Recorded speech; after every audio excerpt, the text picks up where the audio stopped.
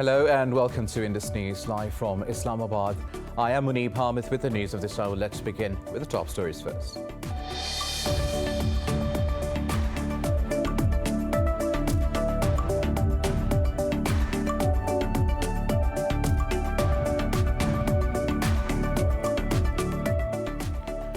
The Taliban claim to have seized the key Chaman-Spin-Boldak border crossing with Pakistan. In a tweet, spokesperson Zabiullah Mujahid said they have taken over the Boldak district in Kandahar province. But the Interior Ministry said the government forces have repelled fighters from the critical transit point. Meanwhile, former US President George W. Bush called the pullout a mistake, saying civilians are left to be slaughtered.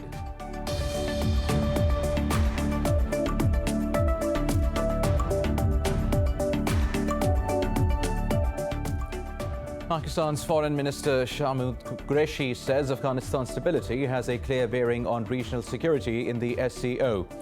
Qureshi was addressing the Shanghai Cooperation Organization's Council for Foreign Ministers in Dushanbe. He said Islamabad has played its part in facilitating an Afghan-led and owned peace process.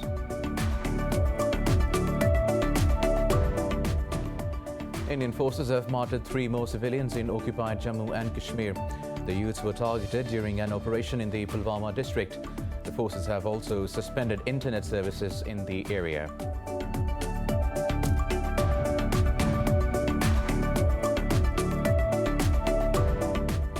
Brazil has reported more than 1,600 daily deaths from COVID-19 and over 45,000 cases.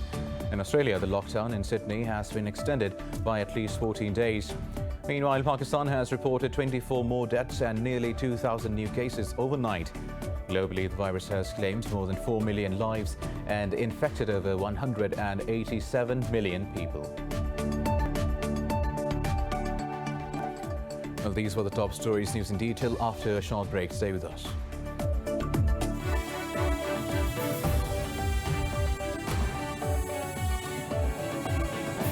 Welcome back. Now let's have the news in detail. We'll start from Afghanistan, where the Taliban claim to have seized the key Chaman-Spin-Boldak border crossing with Pakistan.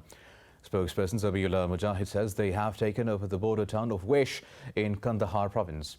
But the Interior Ministry said the government forces have repelled fighters from the critical transit point. Meanwhile, former US President George W. Bush called the pullout a mistake, saying civilians are left to be slaughtered.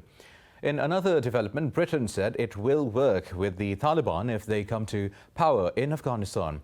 In an interview, Defence Minister Ben Wallace said the UK will, however, review any relationship if the group violates human rights. Earlier, China urged the Taliban to make a clean break with all terrorist forces and return to mainstream Afghan politics. Now, for more on this, we have with us Brigadier retired Imran Malik. Now, thank you very much, Mr. Imran Malik. Now, after this recent statement from London, do you believe the West is slowly making peace with the possibility of a Taliban-led future government in Afghanistan? Thank you very much for having me on your program. I think, yes, as I probably discussed earlier as well, the writing is on the wall now.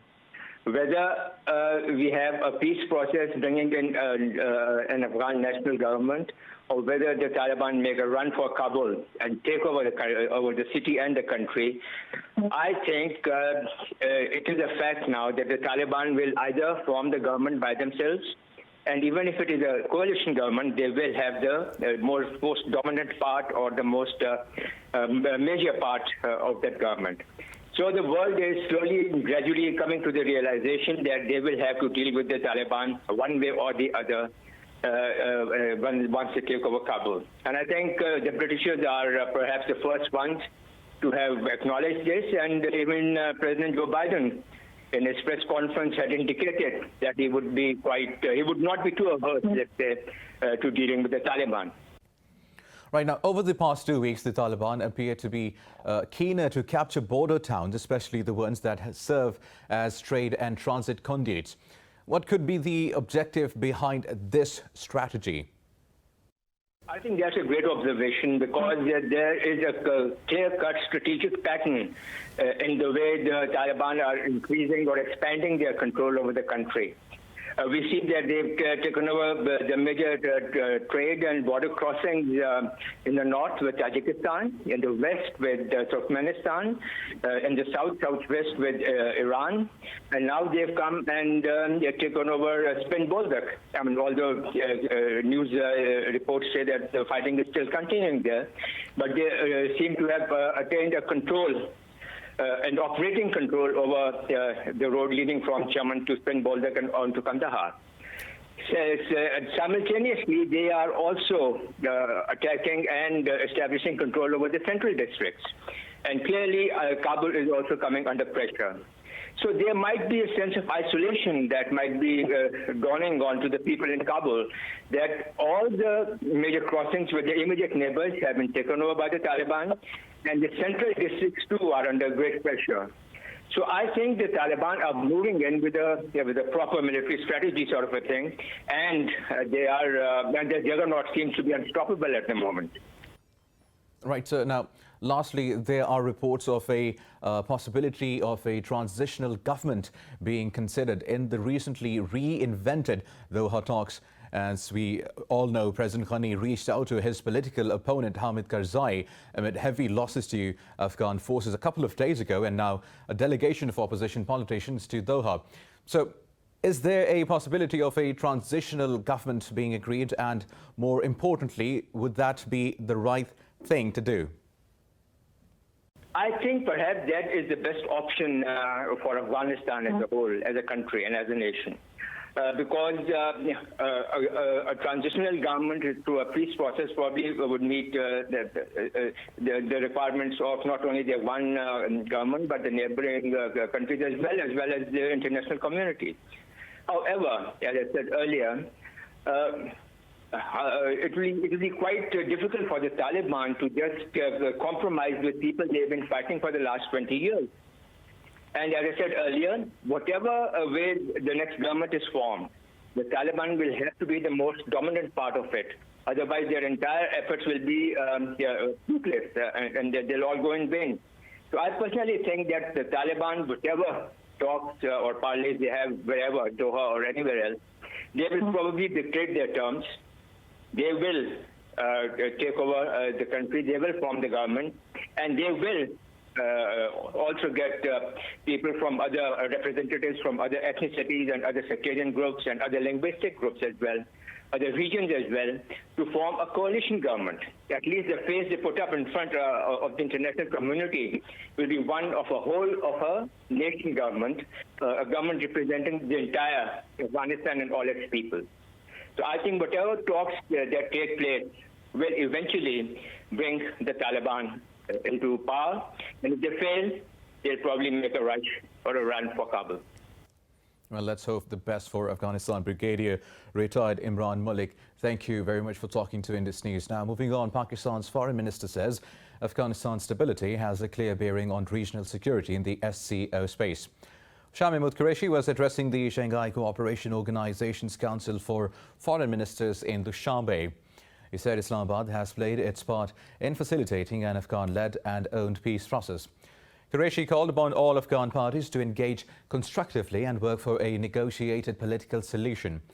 The foreign minister expressed concern over US withdrawal in the absence of a peace deal. He also discussed the Afghan situation with his Russian counterpart, Sergei Lavrov. The foreign minister pledged a long-term and multifaceted relationship with Moscow. Meanwhile, Indian forces have martyred 3 more civilians in occupied Jammu and Kashmir. The youths were targeted during an operation in the Pulwama district. The forces have also suspended internet services in the area. The troops have also carried out hundreds of extrajudicial murders during their so-called cordon and search operations. Rights groups say Indian occupying forces have martyred at least 400 Kashmiris since August 2019. Now in South Africa, the death toll in unrest following the jailing of former President Jacob Zuma has risen to 72. Police clashed with the charged crowds who ransacked or set ablaze shopping malls across the nation. Authorities say among the victims were 10 who died in a stampede in the township of Soweto. The police said they have arrested over 1,200 people in the last few days. In a statement, the police said they have also identified 12 suspects of provoking riots.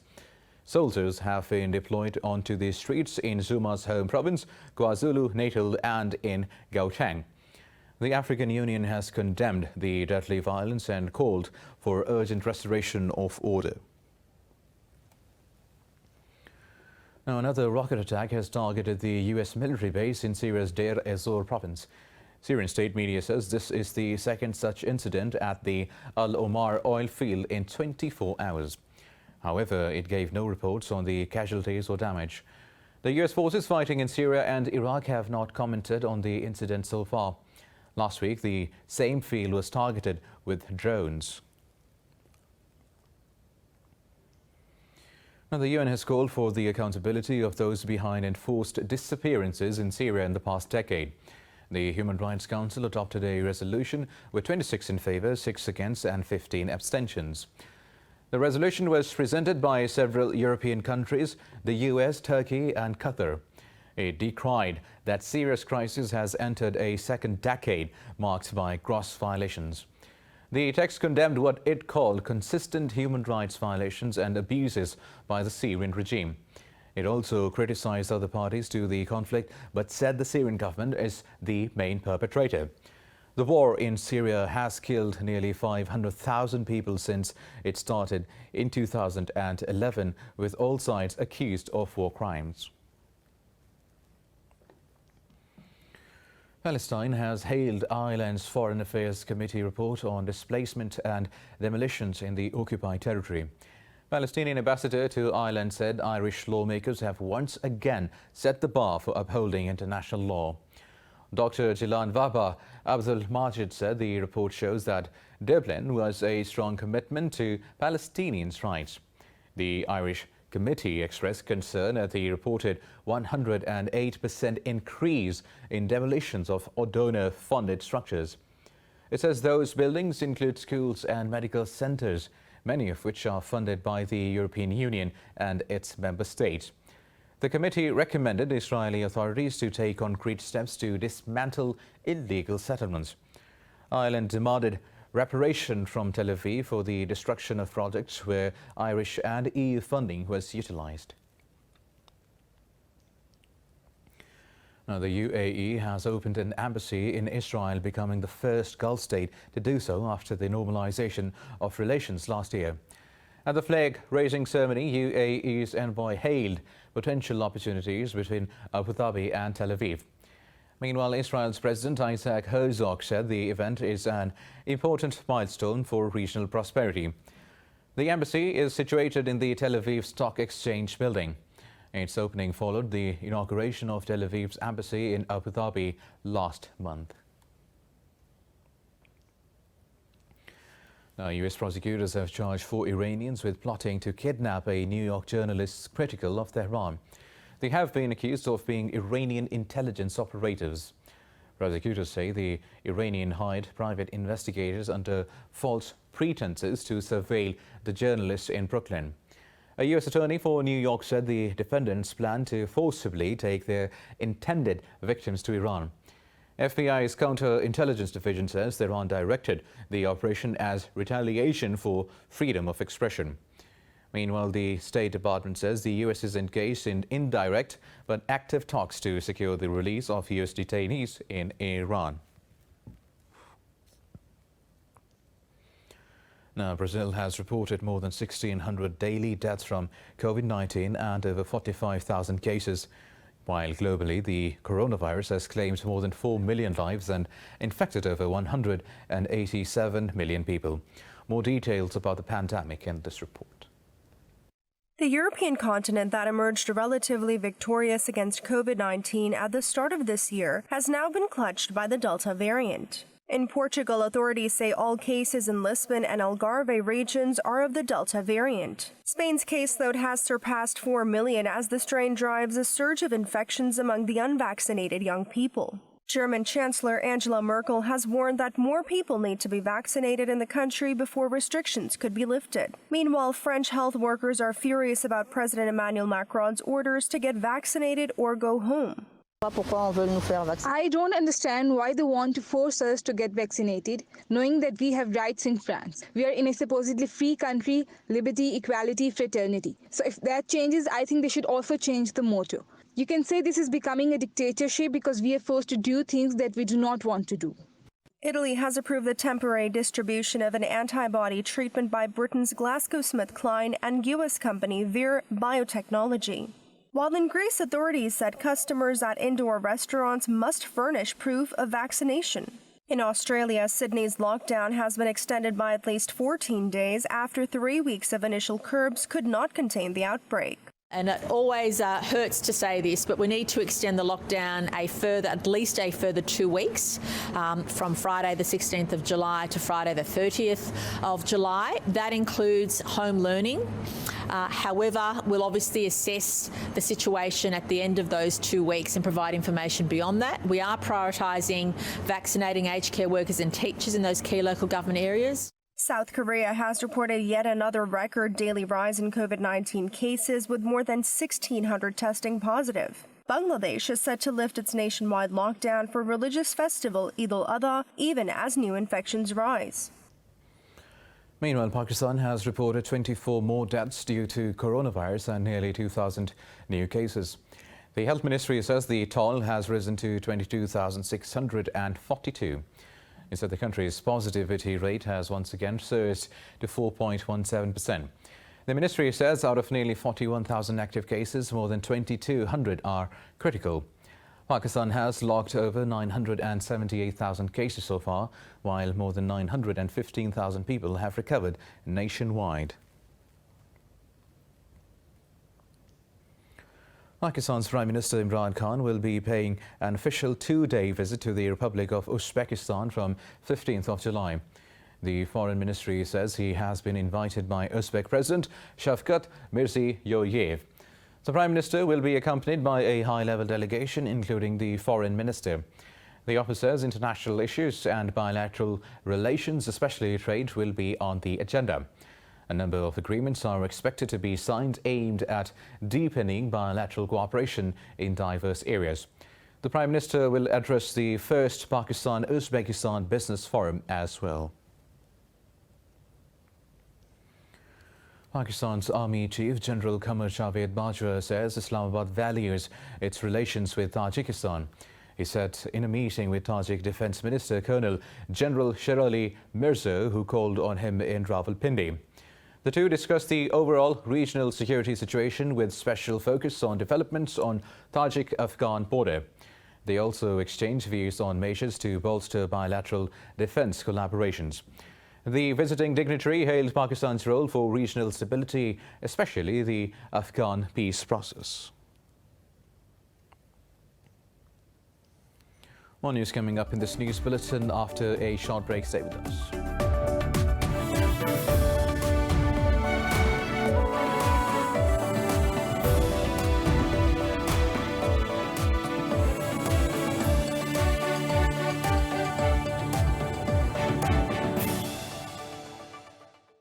Welcome back. Now, in Cuba, a man has died in Havana during unprecedented anti-government protests that have shaken the island. The Interior Ministry said the 36-year-old man was part of a group that attacked a government facility. Global watchdog NetBlocks says Cuba has restricted access to social media and messaging platforms. At a news conference, Foreign Minister Bruno Rodriguez termed the U.S. blockade on Cuba cruel and deliberate.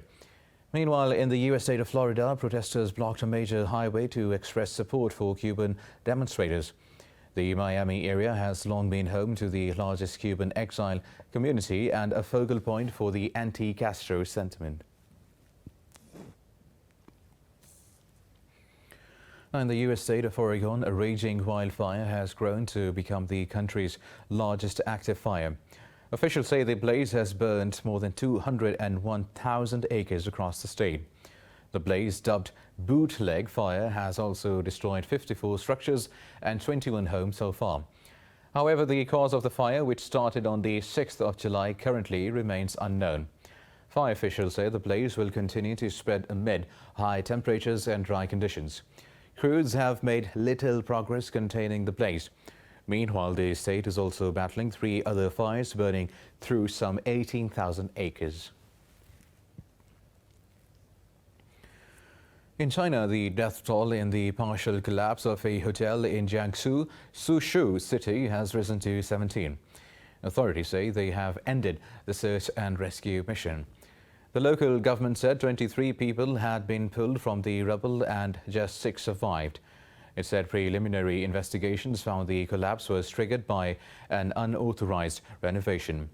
More than 600 personnel, including earthquake rescue teams and 120 vehicles, were mobilized for the operation. Now, the Russian army has sent planes to battle huge wildfires that have blanketed Siberian towns in thick smoke. Defense Minister Sergei Shoigu said President Vladimir Putin ordered the ministry to assist local authorities. He said the fire risk has flared up across the entire country because of the abnormal heat wave. Meanwhile, the residents complain of being suffocated by the smoke as the region swelters under a heat wave. The flames have torn across some 800,000 hectares of Russian forest. The fires have also raised fears about permafrost and peatland thawing, releasing carbon long stored in the frozen tundra.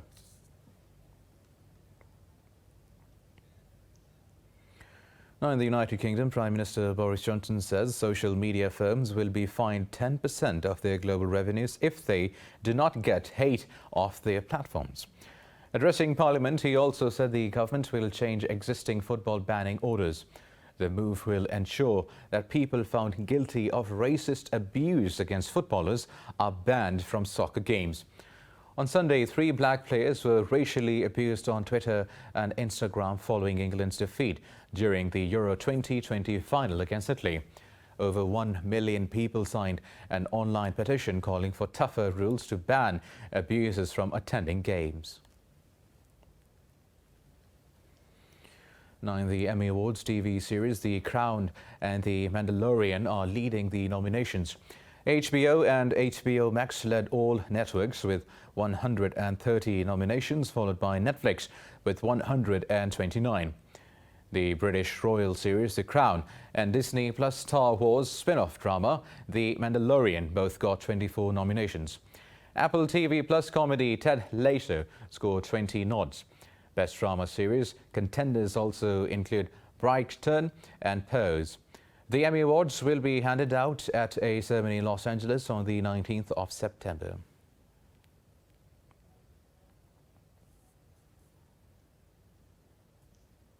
Now, Britain's Royal Shakespeare Company has opened an outdoor theatre with a new version of the comedy of Errors. This is its first such full-scale production in front of a live audience in over a year. Let's find out more in this report. Based in playwright William Shakespeare's birthplace of Stratford-upon-Avon, the RSC built the Lydia and Manfred Grovey Garden Theatre outside its Swan Theatre by the River Avon. The Comedy of Errors had been due to begin performances in April 2020, but the RSC had to close its doors to live audiences due to the COVID-19 pandemic. The production has been now adapted by director Philip Breen for a new temporary open-air venue. Go back again and bring you beaten home! For God's sake, send some other messenger! Back! You know, it's a beautiful spot here in Stratford. We're right by the river right here now, and so we get some heckling from some swans occasionally, all that kind of stuff. But I guess this is what happened 400 years ago. You know, there weren't too many roofs around and stuff like that in the theatre then. Now, one of my favourite things about doing this kind of stuff is that it feels sort of timeless, really.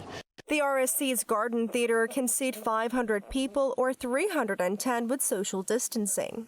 I felt there are 2 really powerful reasons to build this theatre, one of which was as a sort of symbol, a symbol of regeneration and of opening up, but also as a transition, so that people will feel very comfortable sitting outside in the open air.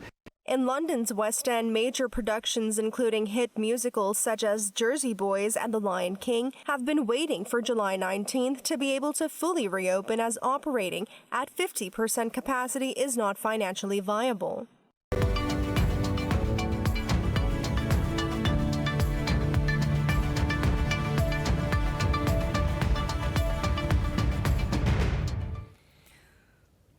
Now, European stocks have pulled back slightly following the higher than expected US inflation report. London's FTSE is leading the losses, dipping over 0.5%. The CAC 40 in Paris and the Pan-European Stock 600 have slipped marginally. Frankfurt's DAX and Italy's FTSE MIB have also edged fractionally lower. Earlier, all Asian stocks traded lower with the exception of Australia's ASX 200. Now, for the weather updates, we have Javad with us.